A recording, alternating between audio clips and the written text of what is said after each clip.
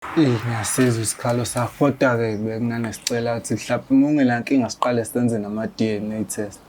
Ngibe nesiqiniseko nami sokuthi umntwana wami. Kusazoqala kuma-DNA futhi. Okay. Ubhalela Black Life ngoba usuzwile ukuthi ingane eyakho. Uzafuna ukwenza i-DNA futhi. Phela isiqiniseko salokho angithi anginaso. Okay.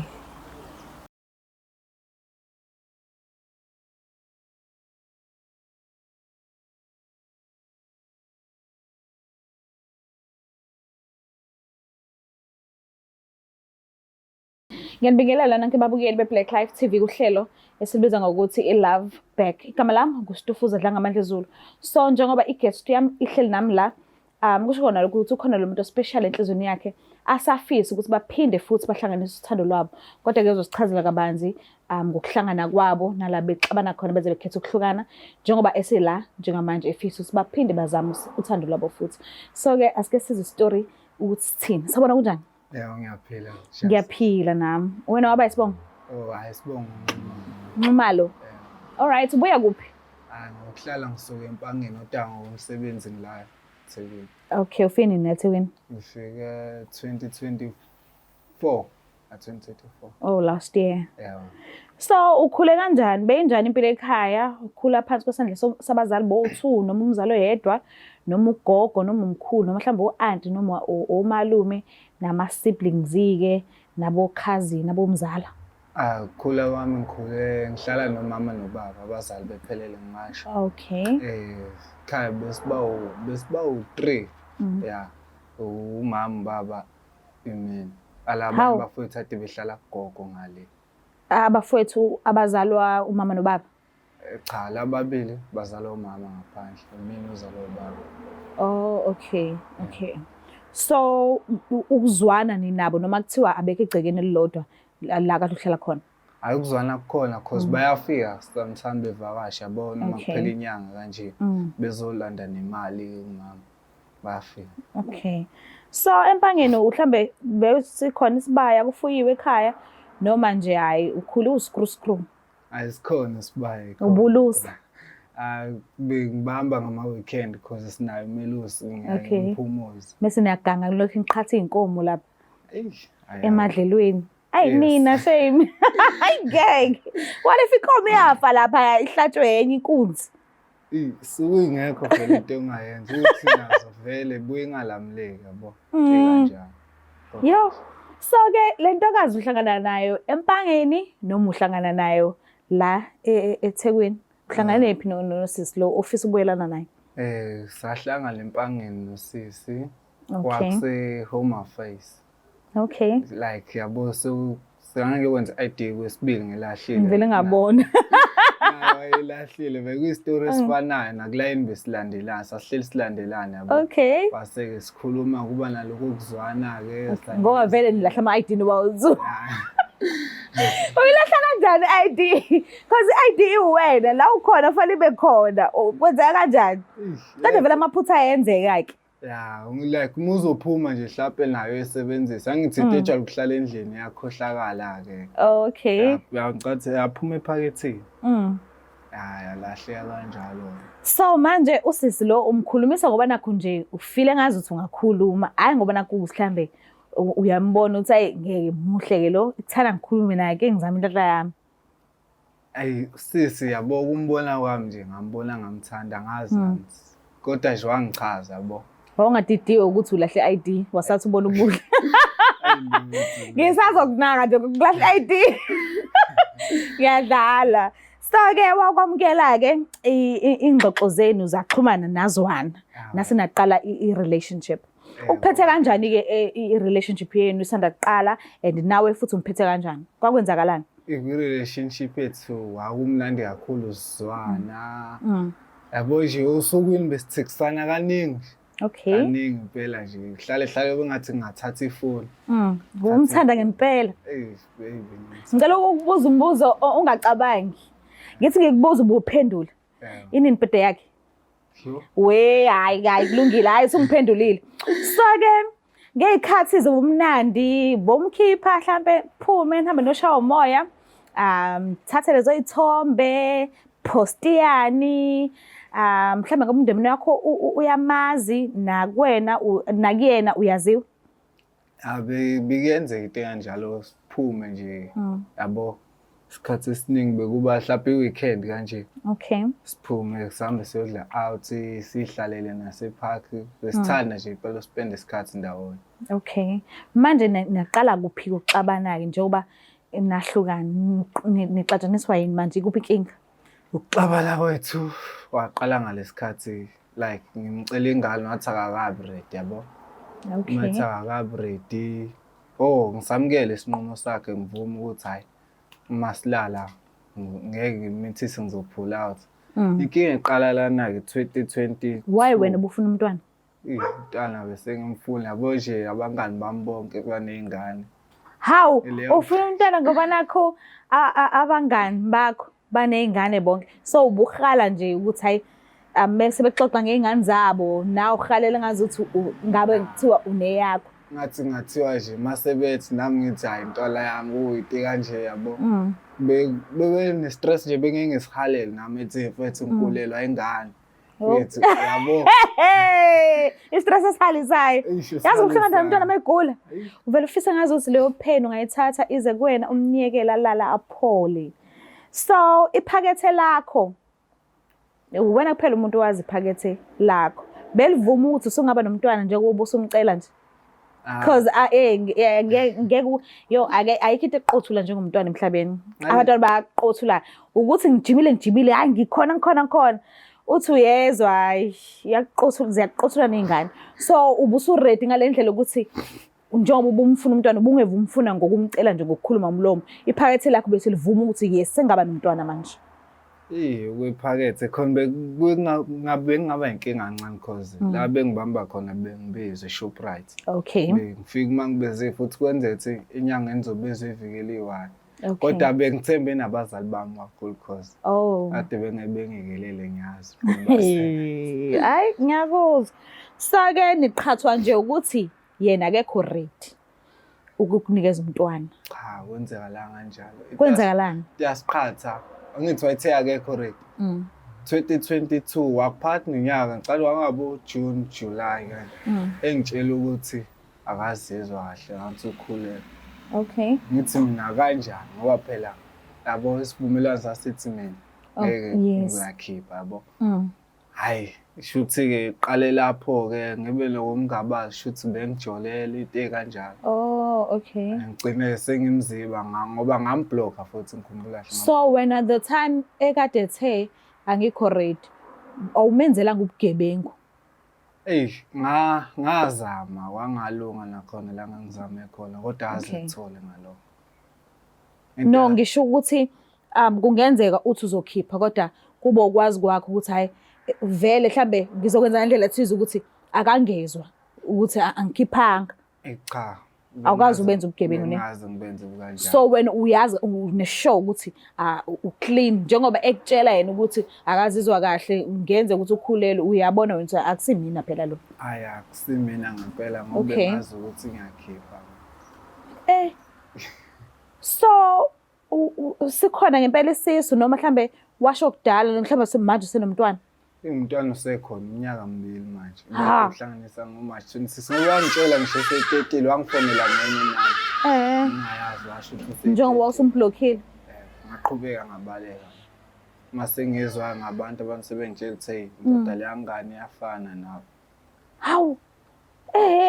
Bo ayingeke. Pho kwenzakalani? Ngibeka kanjani? Hayibo. Njengoba bethi ufana nawe. Mhlawumbe khona la ngenza khona iphutha nami. Dasha. Okay. Mawubhekile uzokwazi ukuthi asizwe isicelo sakhe afisa ukubuyelana nawe. Cause mengithi ngiyakulalela kahle ingazi ukuthi bewungekho empilweni yakhe ekhulelwe. Ayi bengekho since nje. Yazi ukuthi kuhlunga kanjani umuntu wesilisa angabe khona empilweni yowesifazane ekhulelwe. Kuzilungu elisho lomndeni umntwana angisho sisuke simenze sonke.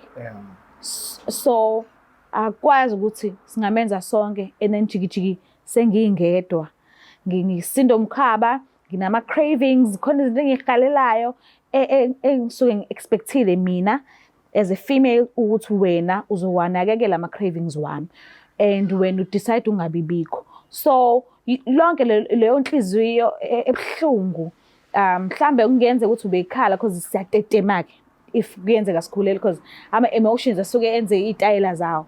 So bonke lobo buhlungu bokuthi bewungekho yena ekubeni uneshow noma uyazi ukuthi umntwana owakho ucabanga ukuthi manje mawusuqhamuka kanje uzokuvumela yena ukuthi nibuyelane ngokumazi nje kwakho. Yena umuntu oright onenhliziyo enhle futhi naso uthando lethu bekhombisa nje ngakho konke ukuthi uyangithanda. Okay. Okay, ithi ngimlande ke mhlambe azizameni inhlanhla.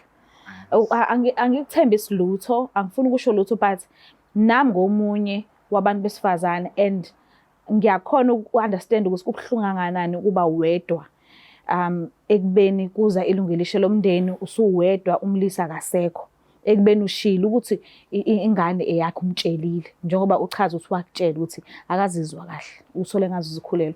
So ngingamlanda nje because kufanele ngenze umsebenzi wami kodwa hayi angaza ngibona ngithemba isilutho sike sifisa inhlanhla ke sithi ngivele ngimlanda. Sharp usilandela.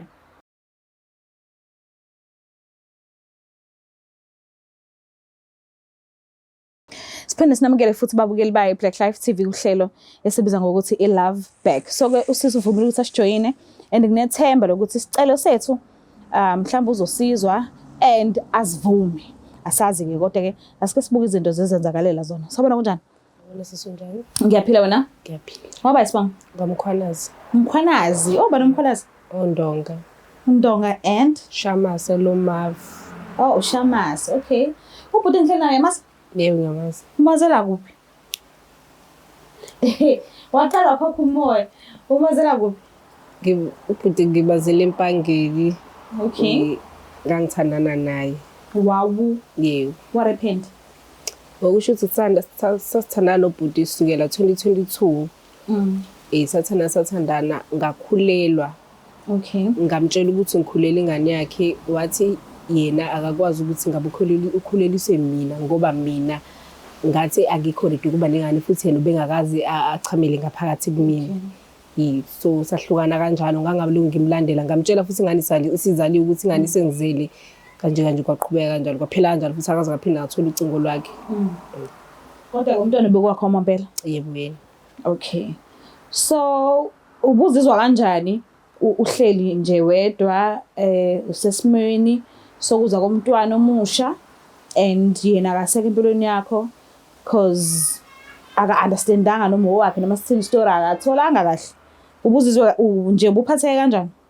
Bengiphatheke kabi kakhulu ngoba abangani bami nontanga bami besikhula nabo emakhaya bebenokungihleka ukuthi awungaphikela ingane futhi because bengiqamba mama ngithi baba ingane yami yena engaqala ngayo ukulala naye yonke lo into nasekhaya futhi bekungekho right uma bese nakho nje ukuthi angangitreat njengezinye izingane ezikhona egcini noma bekhona usisi mama benazi izingane kodwa mina okwami bengafani nakho because bengenabo bengane bekuyena responsible for ingane yami yonke into. So bengekho la ubusebenza khona? Cha bengekho bengifunda. Ish. Okay. And njengoba sila namhlanje bizele kwishow ethi Love Back nje kufika nemqondweni wakho uzizwa kanjani? Kama le show lithi Love Back and jikijiki into okubizile nangu la uhleli phambi kwakho nje ufeelani kwenzakala nemqondweni wakho? Hayi ngithi engakusho okwamanje mangise kuthiwa Love Back ngizibuza ukuthi kanjani manje naye luba kanjani engayenza kanjani engayifuna kanjani into kanjalo nje. So uthando lwakhe kuwena lwaphela mhla nigejana ngale ndlela ukuthi kuze umntwana? Yebo. Okay. So ucela ukukhulumisana nawe ke ekubona njengoba ebhalile la ku show and uthi nje uzimisele ngandlela thizeni ukuthi aphinde abe nawo kodwa lokho engisho mina into encane nje yena mhlawumbe uzokhuluma konke okusenhlizweni yakhe.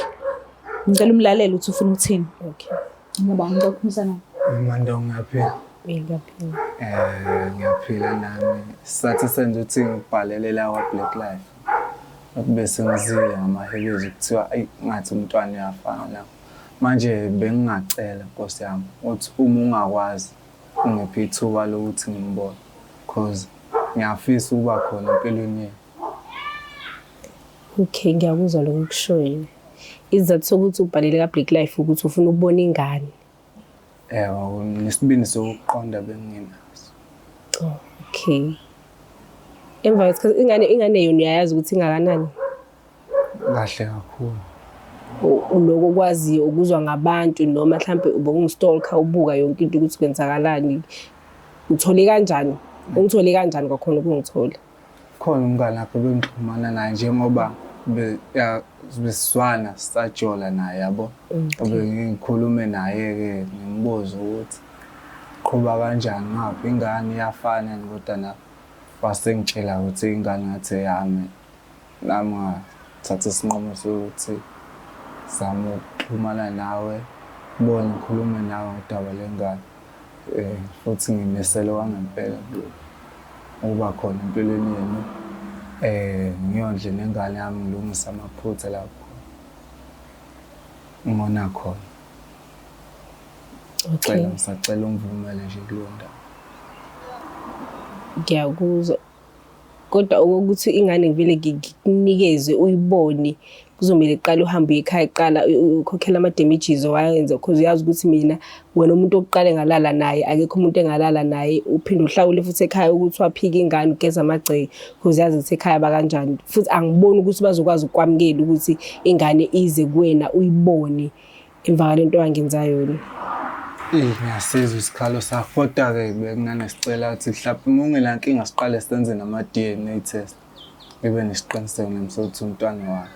Kusazoqala kuma DNA futhi. Okay.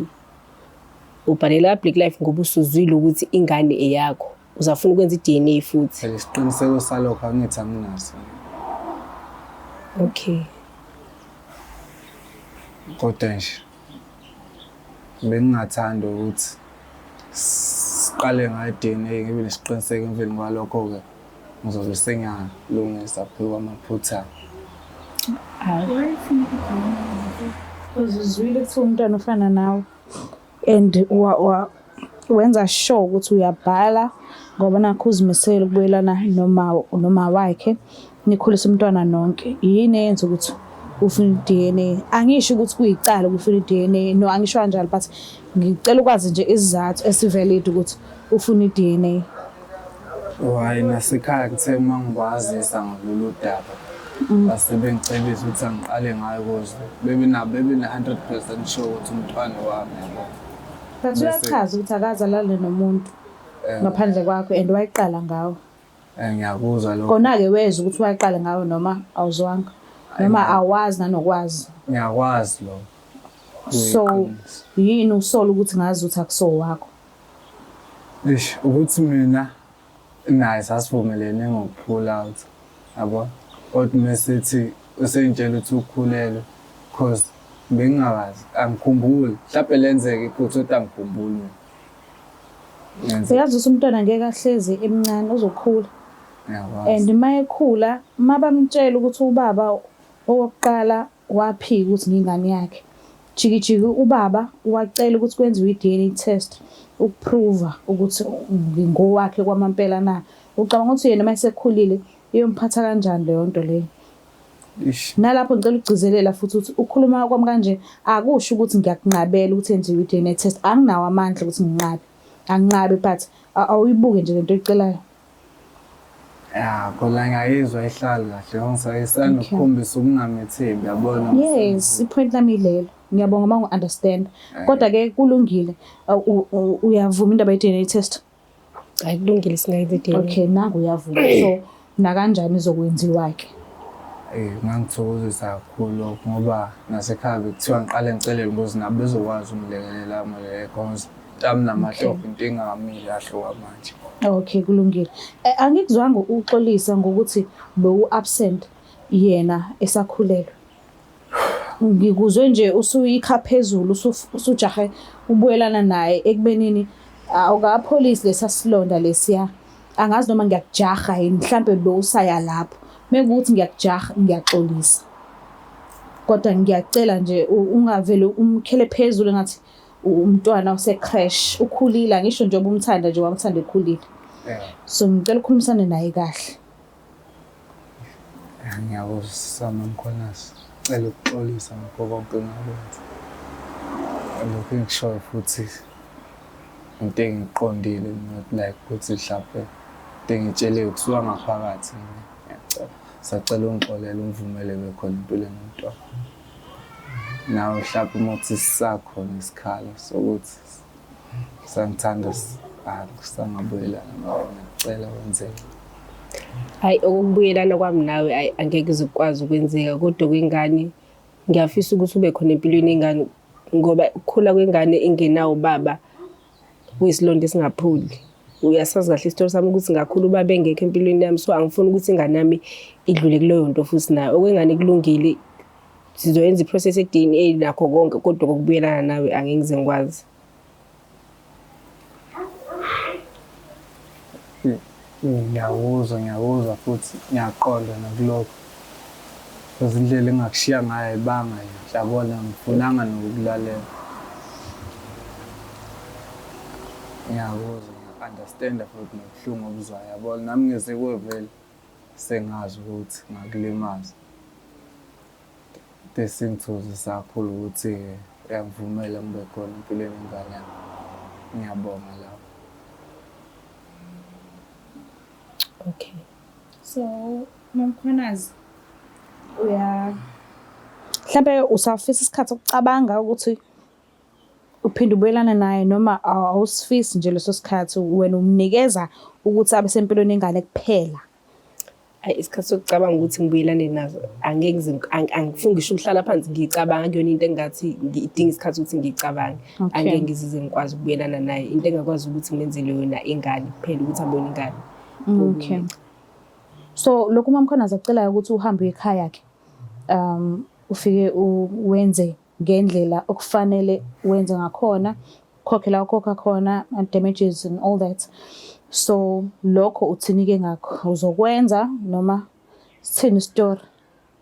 Ngizwile kade ukhala ngephakethe lakho ukuthi okwamanje ngathi is not make sure kodwa ke ucabange wafika phi? Kulokho besingike ngakhuluma nalobaba ngamtshela ngodabu kanje. Wasethi ngovela umzukulu wakhe oqala naye into ayifisayo wavuma ukungilekelela. Okay, uzokulekelela. Because nami ngiyakhula yabona. Okay. Ukuthi ngifunda phezu kwamaphutha. Okay. So uyathembisa ukuthi uzolungisa ekhaya la Mkhwanazi? Ngiyathembisa lokhu ukusola namhlanje ngiyakhona. Okay. Empilweni yengane kuzokuthi ngiyahamba emhlabeni. Okay. Mina ngazi ukuthi ngakhula kuthiwa ke isithembiso kufanele kube into efezwayo. So ngiyacela nje wenze sure ukuthi uwenza ngendlela Mkhwanazi ecelile ngakhona. Ngizokwenza konke lokho. Mhlambe futhi ngokwenza kwakho kahle yonke into ayicelile okungenzeka ukuthi mhlambe indlela azibeka ngayo manje ukuthi adingina nokuthi acabange mhlambe ngenzeka akushintshe ngoba nakho ebonisa lo muntu uyimisele yazi ithi ngizami. Kodwa ngisho phela ukuthi kuzokwenzeka ngiyamane ngiyachaza nje ukuthi mhlambe ngokubonisa kwakho ukuzimisela mhlambe amazwi akhe angashintsha awahoxise lawo ukuthi akafuna nokucabanga nje ngokuthi abuyelane nawe. Ngiyabona kakhulu isikhathi sakho osinikeze sona Mkhwanazi. Ngifisa ngazi ukuthi ke yonke into oyicelile angayifeza ubhuti njengokuthembisa kwakhe. Mbuke lapha ekhaya bafethu. If ungena kwi-relationship ngiyathemba ukuthi usukwazi ukuthi wenzani. Kuwesi ke mekukuthi uyangena embhedeni nomuntu awuzivikeli ngalutho ungena nje kuzwa na kanjani niyazi ama results ukuthi azokwenzani. So angi-understand ukuthi yini ungathi wazi ukuthi ibhasi ngiligibelile and ngiligibele ngeenyawo icathulo ngingayigqokile then mase kukhona ilunga lomndeni elisha boom awusa understand noma lakho kona kanjani because bowubhekile wonke ama senses ekuwena uyenza lento. So asingamusana ukuphulana inhliziyo bafethu nekufanele kuthandana akuthandane kahle angakhali umuntu yonke noma ngabe kuthiwa umuntu omthandile isimo sakhe ayisona asigcwele kakhulu enhlizweni yakhe kodwa enhlizweni yakho kodwa ngoba uthi uyamthanda zama ukumhlangabeza lapho nalapho nivumelane ngivumelano zeni nenze kanjalo because nihlanganisa uthando nikhumbule futhi ukuthi ayikho i-owner ye-relationship soba u2 la siyathandana ayi ukuthi ngoba sithanda soba u2 wena usuphethe i-relationship ngoba nakho wena wangishela cha soba u2 senza into yethu angeni umuntu phakathi kwethu ngiyacela ukuthi singakhohlwa ukuthi sithandaneni sizwelaneni sibe nozwelo omunye komunye lento le yamanga kuma relationship ayidingeki umuntu uma umthanda menze iqiniso ngicela usingakhohlwa usubscribe like ushare mina ngithanda kakhulu bye Is there Black Life TV